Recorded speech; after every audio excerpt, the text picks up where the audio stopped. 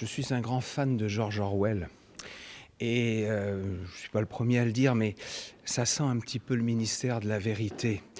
Le propre d'une démocratie, c'est effectivement la liberté d'expression, dans la limite effectivement du respect de la loi, mais la liberté d'expression, aujourd'hui, avec effectivement tous les réseaux sociaux, ça peut vouloir dire effectivement des informations qui parfois peuvent être détournées, désorientées. Alors, doit-il y avoir une instance, une autorité pour contrôler tout ça? C'est très délicat. Il faut agir, réfléchir, légiférer d'une main très tremblante parce qu'on peut vite tomber dans une forme de totalitarisme. Et j'ai trouvé effectivement l'initiative présidentielle un peu bancale. J'ai vu l'espèce de petite vidéo qui a été publiée par les services de l'Élysée.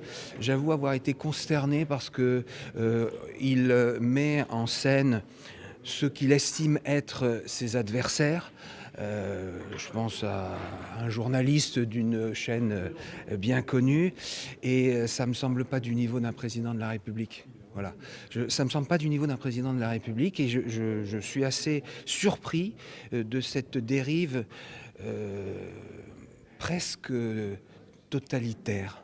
Totalitaire, c'est quand même pas exagéré comme adjectif. Peut-être, mais sincèrement, il a d'autres choses à faire que de vouloir museler, parfaire, polisser la parole publique. Il n'a pas à dicter ce que les gens doivent penser, et il n'a pas à imposer une pureté journalistique. Parce qu'à ce moment-là, il n'y aura plus de presse d'opinion. On est vraiment dans un flou, dans une frontière dangereuse. Je pense qu'il a été mal inspiré, comme il l'est très souvent depuis un certain temps.